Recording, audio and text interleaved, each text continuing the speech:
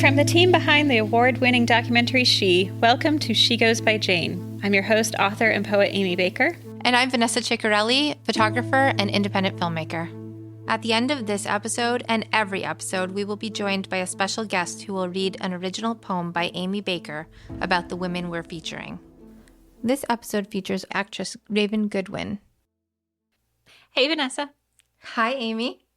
Last week, we covered kind of the beginning stages of what happened to Girly Chew. And just as she was like trying to leave her abusive relationship with her husband. Right. So we left off right as her friends were trying to contact her, right? Right. It was very clear that something was up. And thankfully, she had set in place all of these like safety systems. And then this week, we're going to get more into what happened to her and what we know. So to set the stage for what happened last time, Girly came from Malaysia in the early 90s and married a man that told her a really bunch of complicated lies. And through their marriage, she started to unravel what those lies were and experienced a lot of violent interactions with him before finally being able to file for divorce. And so we're like at the stage of her story where things get like so much more wrapped up in like who he was and what he might have done. And so it's a bit hard to keep her more in focus here as we kind of transition into like what someone did to her. So at this point, Ernie knows that Girly's not answering the phone, and Girly's already given that warning to everybody at work that like if something happens to me, this is what's happened. Right. So her boss starts immediately calling like the non-emergency line, because at this time it is non-emergency, like there's just something going on, they just need to check in. Her work colleague, the same guy who helped her move in, is like, I'm going to go to her apartment. Right. Like, I know where it is. I'm going to go check this out. So we got the phone calls going into the police who are telling her boss, like, it's not been 24 hours. Right. But clearly at this point, given her history, right, like they could have maybe done a check. Which, by the way, it's important to note that the 24-hour thing is largely made up. If there's like an at-risk person, like they don't need to be missing for 24 hours. Right. Right. So don't let people push you off for that reason. So work colleague goes to the apartment. Her car is in the parking lot. Okay. It's important to note that her car windshield has been like hit at some point in the past that Girly thought was her husband like did that to her car. So it's clearly in the parking lot. She lives on the first floor. He goes to her apartment. It's locked. He can't get in. Nobody's answering. So he's like, I'm going to go talk to the building manager. Gets the building manager, and they decide to enter the building together. Good. Okay. Meanwhile, her boss is on like the fourth phone call to police. Like she's been calling repeatedly. And they've decided to send an officer. Okay. It's nice that she has people looking out for her. Right. Yes. So they knew immediately that they should like spring into action. They go into the apartment and there's like nothing clearly amiss except for the part where there is some like bleach stains on her carpet. Okay. Kind of near the front door, like 3 big bleach spots. Can they tell if they're recent? Well, they should have been able to tell they were recent because subsequently people are going to enter and say, this place smells very strongly of bleach. Right. You'd think it would either be wet or smell of bleach or something, right. You know? So the place in the reports like definitely smells like bleach. But like there's not just like something that is like clearly wrong in the situation. So the 2 men decide to leave the apartment. And one of them, the apartment manager, calls the police and is like, there's nothing going on here. So the police officer who is responding gets a call to cancel. Okay. He's like, well, I'm practically pulling into the parking lot, so I'm just going to like get out. But there he meets the work colleague and the apartment manager, and they're like, nothing's going on. And he's like, cool, nothing's going on, and leaves. Doesn't want to see for himself. No. I mean, I think like often about how like sometimes like men just reassure other men that there's not a problem. Meanwhile, like women are like, there's a problem. Right. Yeah. But then that's why women always get called crazy because we're always like, There's a there's a problem. problem. And then a bunch of men are being around us saying, no, there's not. No, there's not. You Yeah. need to calm down. Yeah.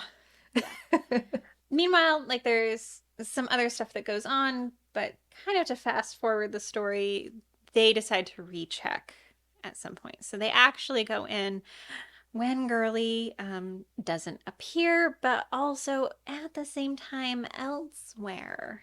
There is a man who is driving to various rest stops outside of Albuquerque because his job is to pick up the trash from the rest stops. Okay. So he's on his way there and he sees in the roadway like what appears to him to be like a gray blanket. Okay. So fortunately, this man decides to stop. Like, I'm not sure. Right. I would never stop for a blanket on the road. You would think it's just something that blew off someone's car. Right. But he decides to stop. Right. Okay. Maybe because he's already picking up trash. I don't know. Maybe. I don't know.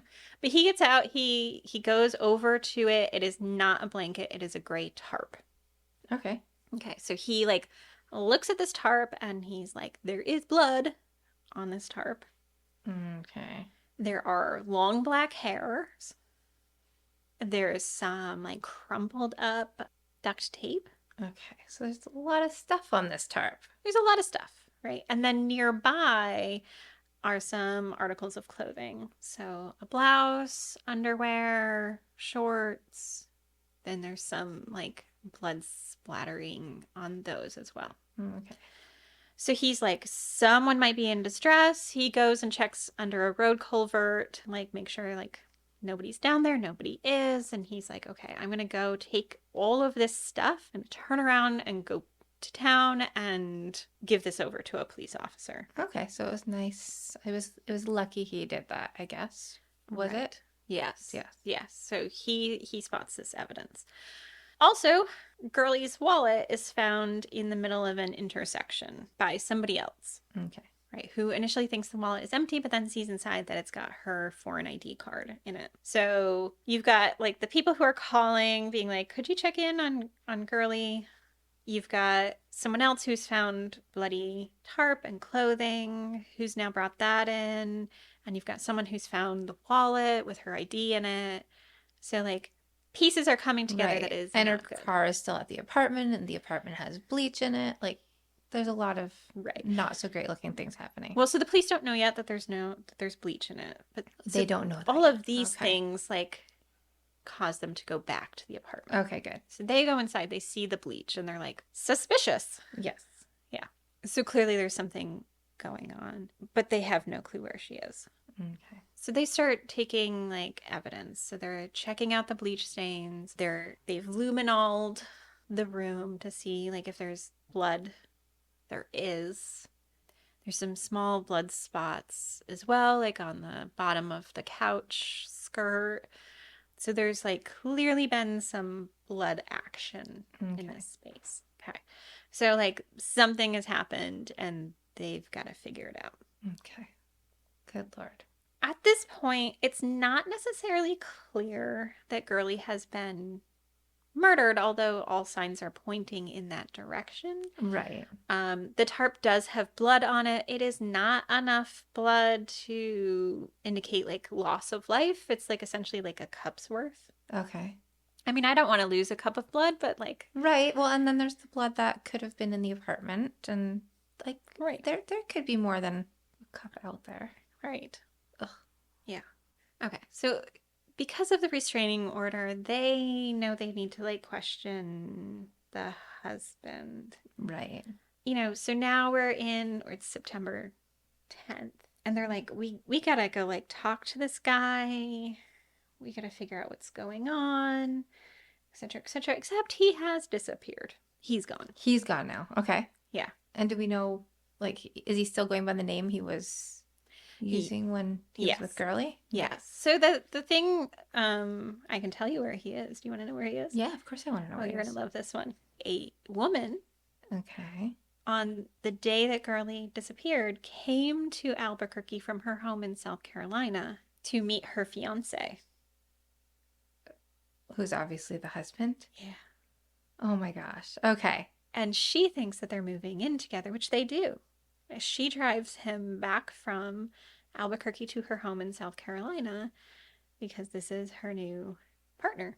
Still, I'm going to keep asking, how does this man have enough hours in a day to accomplish all of this? I'm not sure. He manages it, though. He really does. Yeah. I think sometimes, like, when I think about this case, I'm like, oh, like, what's the impact of, like, loneliness on decision making, right? Yeah. Yeah. Yeah. Well, he's certainly not lonely. He is certainly not lonely. No. Others might be, but not him. No. So he is in South Carolina. So without him present, we're left with, or the police were left with, the mistress. She's the only one that they know of who's like connected to this so far. Okay, and this is the UFO mistress, This not is the one he's currently living with. Because there's just too many mistresses now at this Yes. This is the UFO mistress. mistress. Okay. The police are left with the mistress, the UFO mistress, as their like kind of only like point of contact. Okay. She basically paints this portrait of him as being like, practically bedridden with like leukemia, and then she's just caring for him. And she like even plays it off like, oh, I barely even know how to pronounce his name. Right? Okay. But during this process, they basically call a grand jury, and the grand jury's job is to decide if there's like enough evidence to like move forward in the case, right? Because all they know now is they have a missing person, so they want to move forward with like potentially charging some people. They want to like maybe move this forward to a murder case. Right. So the grand jury's job is to like look at all the evidence they've collected thus far and kind of make a determination. And so they bring the mistress in front of the grand jury, and basically they think that she is going to be the person that provides evidence about the husband. Okay. Right? So that's why she's there. They're like, this is our person. But basically during her time in front of the grand jury, which lasts about a day and a half, they are like, we should suspect this lady too. Okay. Right. So she's very like cold and unfeeling when it comes to talking about Girly. She like says some like complicated and kooky things about aliens. Okay. So they're like, we're going to look into her. So they put her under 24-hour like surveillance. They like tap her phone. It seems clear that she knows that she's being surveilled, or just like suspects it in the first place, right? Okay. So they've got her, and they're like, we need to do something. They find out where the husband is, and he is arrested in South Carolina. Okay. And brought back. And then there's like the third person, M. Right? Oh, okay. Who's been like outside of it, but like basically people knew that they were connected. Now, during this process, like people start coming forward to say certain things. So we know that like the mistress and the husband are pretty suspect at this point. Okay. Right. But this other player, M, they start putting together kind of the timeline of where everyone is on the day of the murder, what we now know is a murder, right? Okay. The last time they see Girly. So while Girly is at work, like the three of these people are like doing some suspicious things. So the husband goes to a store and buys like a ninja sword. Of course he did. Of course he did. Then one of the UFO people, UFO club members. Okay. UFO. Yeah. UFO believer. Anyway. Let's go club member. Club member. One of the club members sees the three of them at a bookstore in Albuquerque. And he says they're like all acting suspicious. Like they all seem like really anxious. Like for some reason, the husband and the mistress are communicating with each other via walkie-talkie. Nothing this guy does sounds practical. No. The UFO guy, he sits down with this group of three people, and the mistress and husband get up, and that's when M says that he's been hired to kill Girly. And this is before. This is before. So this Okay. is like the afternoon before Girly goes missing. Why would he tell somebody that? He told like a bunch of people. Why? I have some questions about that man. Right. Okay. He's implicated in this mix as well, right? So like there's a lot going on. And nobody wanted to be. If he told many people that, not one of them It's wanted to look into that. like, hey, maybe I should call someone now. Like Yeah. before that. Yeah, I have questions about that. Okay. So they're like, okay, we're sorting through all of these situations with the three of them. You know, when the husband is arrested in South Carolina, they discover a carpet steam cleaner at the Okay. residence. And they're like, we are going to investigate that.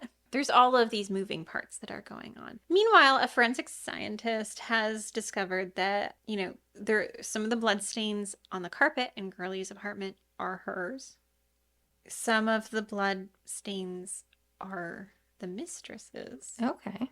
She also discovers that some of the blood on the blouse is mixed with something else, and that something else is saliva, and that I know You. that saliva is from the husband, Okay. right? And then the blood on the tarp is Girly's. Okay. Okay, so like we've like linking all of these things up. Now, at this point, they're starting to build a case against at least the mistress and the husband because they're like, Well, it can't get more clear than this at this point. at Can this it? point, right? So they're, you know, they are both arrested in this process. Eventually, in this process, they also find a samurai sword in the ceiling of the mistress's garage. Okay. Okay. What are we doing with samurai swords? Well, the samurai sword has blood on the handle, which matches the husband's. There's also blood on the blade, but it's been wiped with something Okay. that like degraded the DNA, so like a cleaner of some sort. So they know that it's blood, but they can't determine whose blood it is. But if you're going to be this guy, why would you use a normal weapon? Yeah, and so we don't know if that's what was used. It fits. It certainly does. So, you know, Girly is missing. Meanwhile, her family is in Malaysia, right? Right. There's a long, complicated process where, you know, they're building this case against them, the husband and the mistress. And they have to like prove that that blood belongs to Girly's, that it's her blood. So what they do is they have to get like DNA confirmation from the parents. There's like this long involved process to like basically say definitively like this. So they need samples from the parents? Is that how they would do Yes. something like that? Okay. But like that is not easy. Well, no, we're not in the same country. Right. And basically the various like consulates are like, no, not happening. Okay. Eventually they do manage to get blood from the parents like shipped to the United States for like sampling, but by the time it arrives it's too degraded and they have to like match like the DNA from hair samples. This takes over a year. So like this process is not fast. So all of that is going on, but they do prove that it's her blood. So Okay. like that any line of defense there is taken away. Meanwhile, the mistress and the husband are both in jail while they're awaiting their respective trials because the evidence has built up immensely against them. Yes. Right. There is a lot of different things, like the steam cleaner that is at the apartment in South Carolina that has blood in it, but it also has, this is really bizarre, like hair, but the hair is like deer hair. What? Yeah. What? Deer hair and How rabbit is it- hair, and Oh, there's also cat hair. There's cat hair and deer hair and other hairs on Girly's carpet and also on the tarp.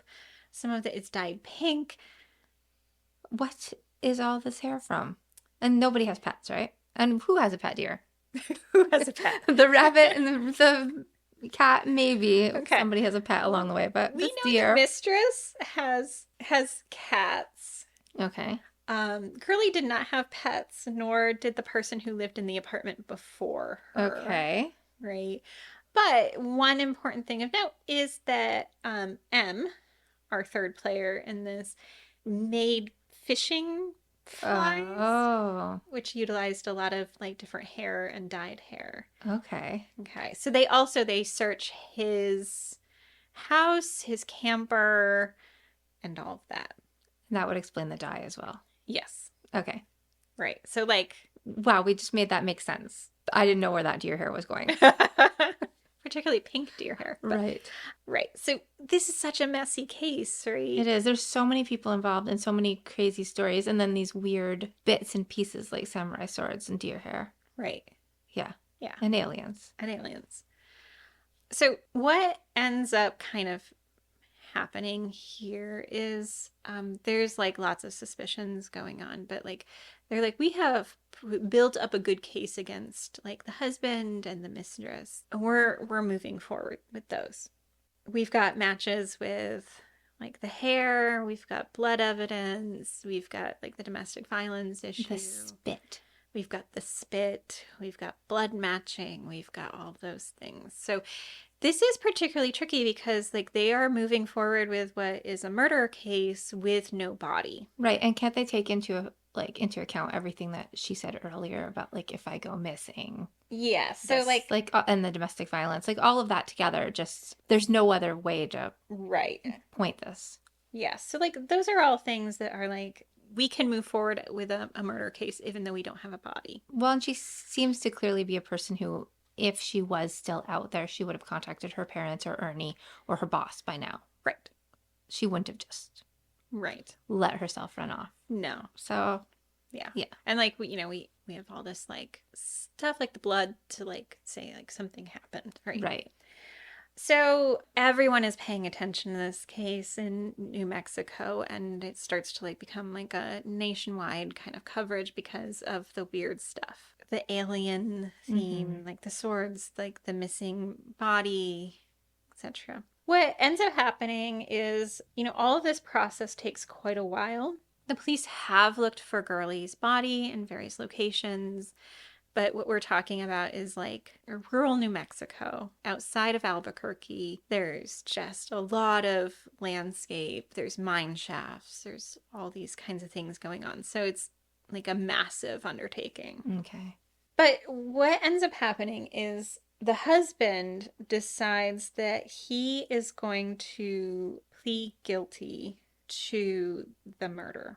Okay. So there's not going to be a trial for him. Is this like the first truth he's ever told in his entire life? Maybe.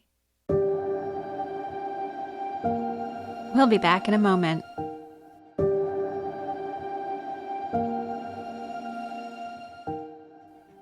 So he has maintained a relationship with the mistress this entire time.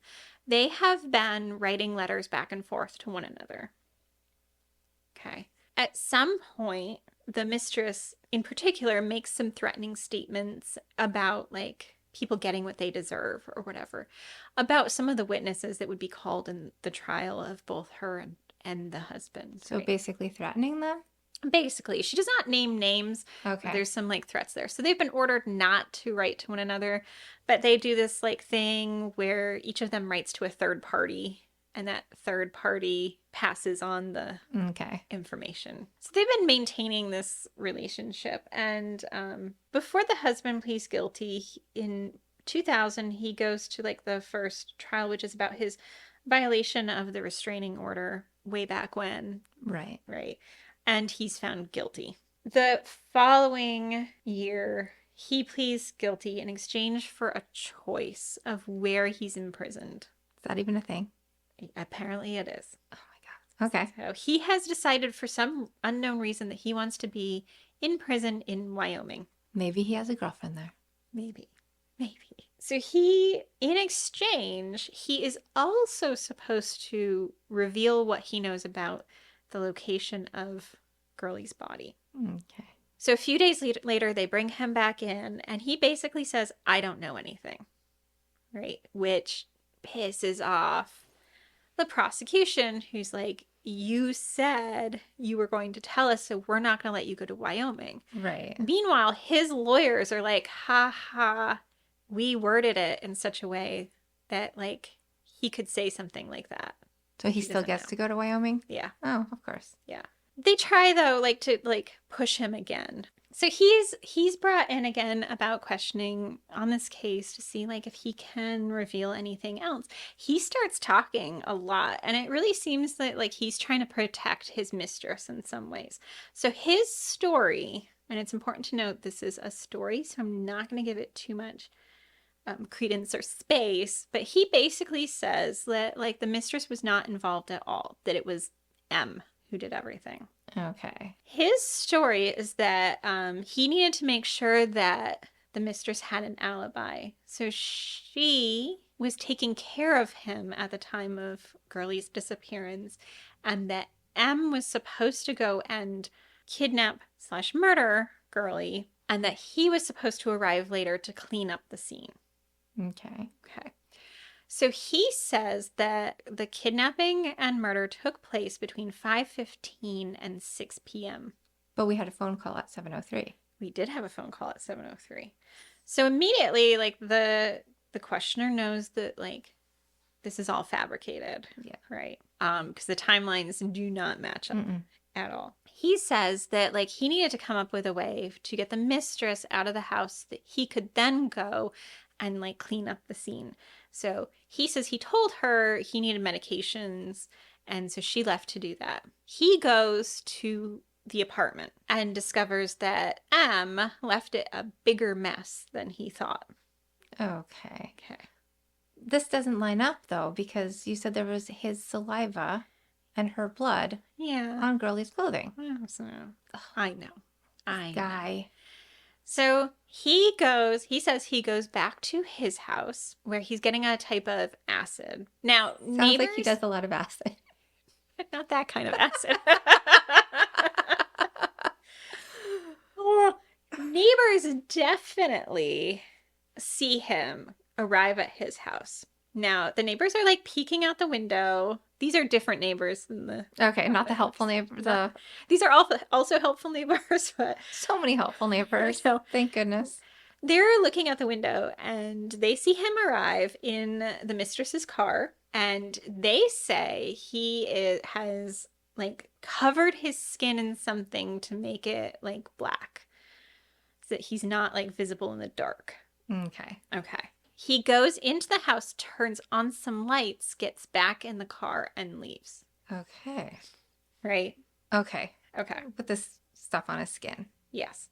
Now, he does say that he went back to his house, but he denies that anything was on his skin. Okay. So he then says he went back to be cared for by the mistress. What's he getting cared for from it? He sounds perfectly capable. Yeah. Is it because we're still talking about leukemia? Is that why we're... Okay. Uh-huh. Oh my gosh. But he has time to like... I know. Okay. Right. The man keeps vials of blood in the fridge. Who doesn't? Who doesn't? Right. So he says like what his plan is he's got to get the mistress back out of the house, and then his plan is to go back to Girly's apartment to like clean up. Okay. Mm-hmm. So he says what he does is he ends up grabbing like 2 vials of blood from his stash of blood. He says that's all he has, and he accidentally drops one. So then he is stuck with the 1 vial of blood, which happens to be the mistress's vial of blood. Darn it. Right. I hate when that happens. And he says his plan is to go to the apartment and place this other blood and mix it with the acid that would degrade the DNA to give like the investigators an idea that like there was another person, right? This is just... Yeah. And he said like, oopsie, it didn't work. But that's how the mistress's blood ended up in the apartment. That's like the most logical reason I've ever heard. Right. God. So this is the story he tells. And like you can see like it's really built up to defend the mistress, right? Like, I don't know, like honestly, like thinking about this case makes me think like he does seem to have like a large amount of affection for this mistress, right? Right. I mean, eventually he has to have affection for someone, right? I guess. Also, because we can't escape the alien theme here. Right. Because one of the stories that is circulating is that the mistress believes that she is an alien queen. Mm-hmm. Not just that he is an alien, but she is also alien. And she's an alien queen and must battle other alien queens for supremacy. And so one of the angles that they were working on was like, did she attack Girly because she perceived her as like An alien queen. an alien queen? And he says like that's not true. She does think she's an alien queen, but she believes that she is fighting against like incoming alien queens from outer space. Okay. Okay. Okay. It's unfortunate that so much is happening here because now we're like almost distracted by all this weirdness, Mm-hmm. and Girly is still Missing. missing and most likely dead. Yeah. Right. It's sad because like those other, things are so fascinating and interesting and we want to hear about it and talk about it. But I'm wondering, like, at the time, did it distract a lot from the case too? Because every time they're trying to do something, there's like some more weirdness. Yeah. Like this case is like wrapped in all of these like weird things.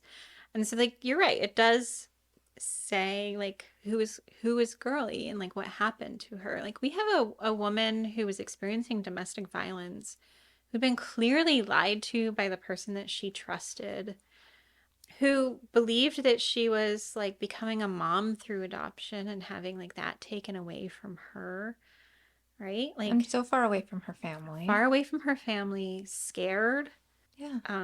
scared enough that like she took all of these dramatic steps for safety that like didn't end up protecting her at all. Right. It's sad.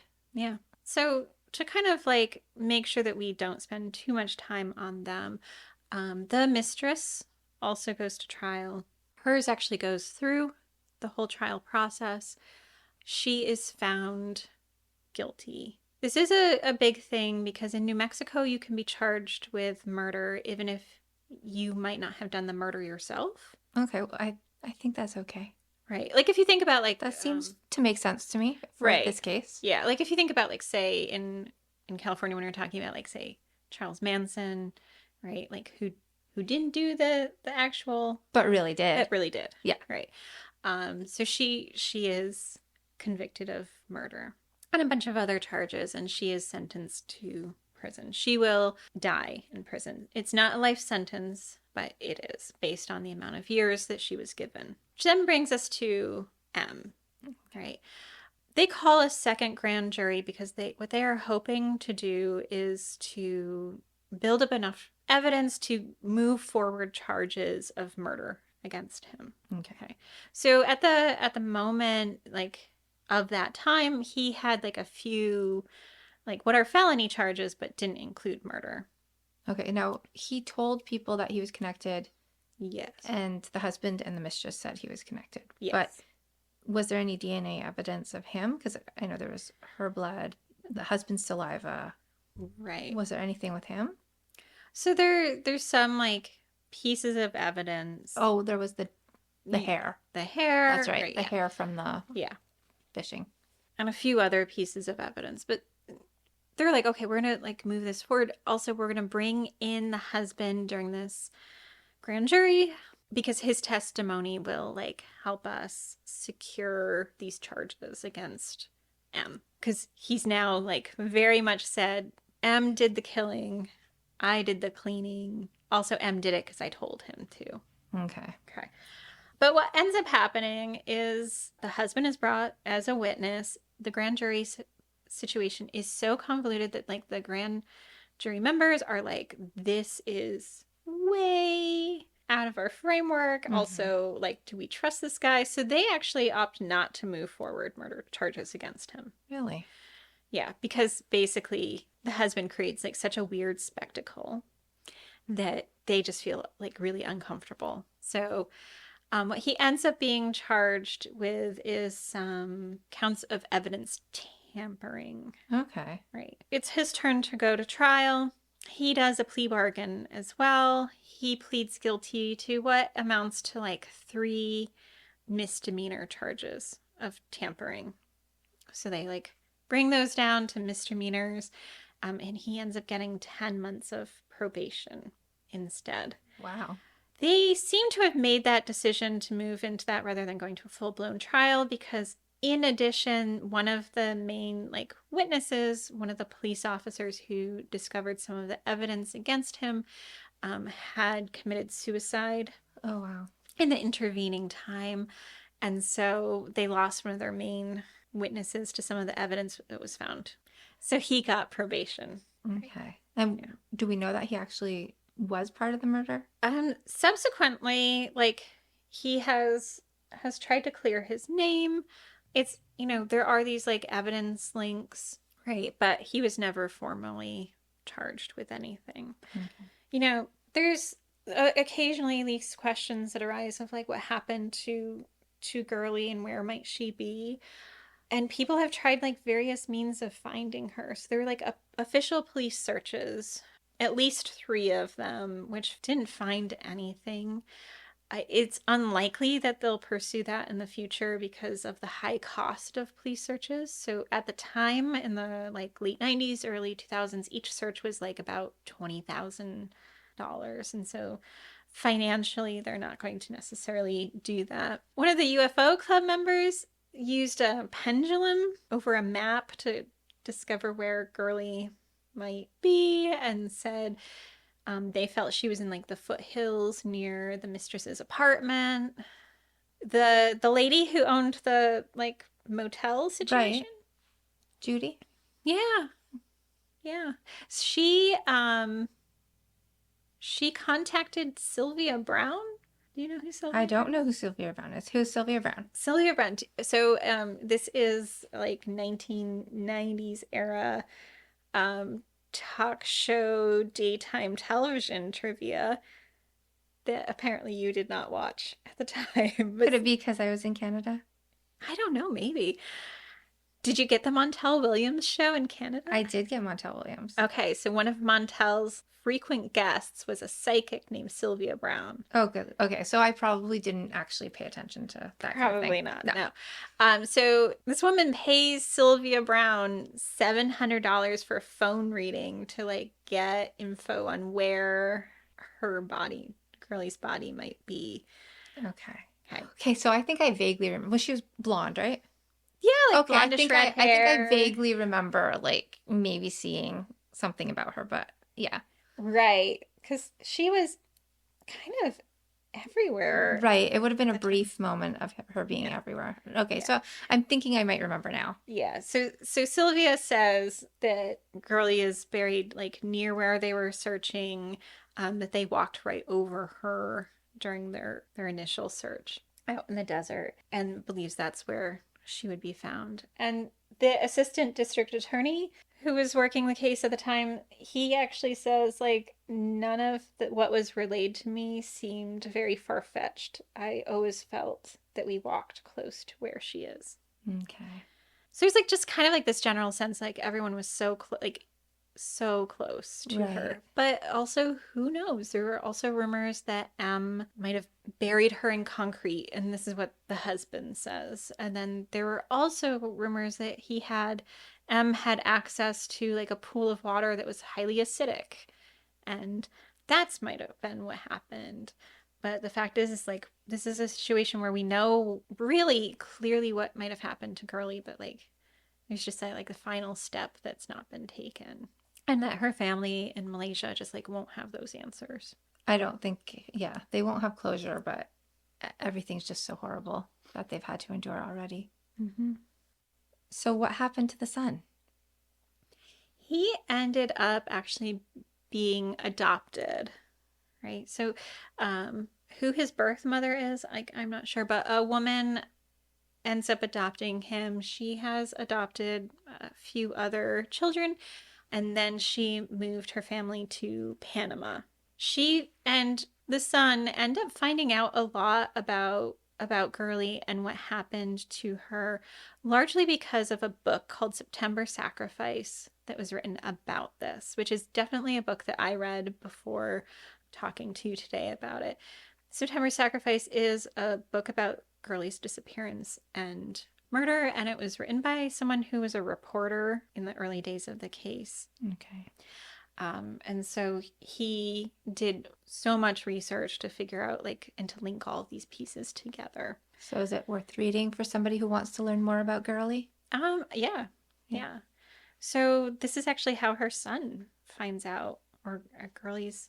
Well, he was He was her son for a time. Yeah. Now, the son is now estranged from his adopted family, but his adopted mother says he is okay, and I want the women who took care of him, who tried to save him early on, to know that he is okay. That poor kid. Yeah. Like what he's been through in his life. Mm-hmm. So her story is like so many stories where women are leaving their partners. And those sensational aspects of it kind of like mask what happened, which is really a story of fear and desperation and trying to make yourself safe. Now we are going to listen to Amy's poem, The Abduction Narrative, read by Raven Goodwin. Raven has been acting since she was 4 years old, with childhood roles in Disney's Good Luck Charlie and Just Jordan on Nickelodeon. More recently, she has worked on shows like Being Mary Jane and the Showtime comedy Smilf. She also played Denise Clark Bradford in the biopic The Clark Sisters, the First Ladies of Gospel, alongside Missy Elliott, Queen Latifah, and Mary J. Blige. The Abduction Narrative, Girly Chew Hassenkopf, 36, missing since September 9th, 1999, from Albuquerque, New Mexico. 1. Capture. On the drive home, she still finds bits of glass, incandescent, in the stillness of the car. Wind scuttling through a hole in her window, symmetrical like a fist. Again, surrounded by the gray light of her room, she leaves an offering to the goddess of mercy, poured from the tap. From behind, she cannot see the approach of the other woman, whose skin phosphoresces with the waning day. And soon, like some tentacle creature, the woman is everywhere, pulling. 2. Procedure. She once helped a boy create a spaceship from cardboard and duct tape. Smooth ridges over angles, a thing of industry now looped around her wrist, pulled tight across lips. It is like this that they examine her body, leave their mark. 3. Tour. Within a triangle, things are lost. There is a house on the moon where he once told her he has been alive for several thousand years. Yet still, there was a strength in his hands the time he wrapped them around her throat. There is a house where he made love to his creature, her skin glittering under arcs of light. And there is her home, the fiery orange carpet creased with bleach, and the goddess of mercy keeping watch. 4. Time. On the road to Magdalena, sound is cyclical. This is how minutes go missing. There is just breathing, the dry sound of gestures, voices. It is easy to forget what came before, the scent of jackfruit and fig, the weight of air before a monsoon, the electric blue heat that used to be love. 5. Return. The narrative leaves space for her body's return, a ritual passage from one place to another, the ability to be left with a sense of foreboding. It remains empty. 6. Aftermath. In the distance, like bingo lights, beams of light flash by on the highways, incandescent lanes scaling through the sand. Here, the air is cleansed of water, the breeze heavy with iron, as the world seems to collapse in on itself. This is the way stars burn out. For more information about our show or to check out other shows on the network, please visit evergreenpodcast.com. Bye, Vanessa. Bye, Amy.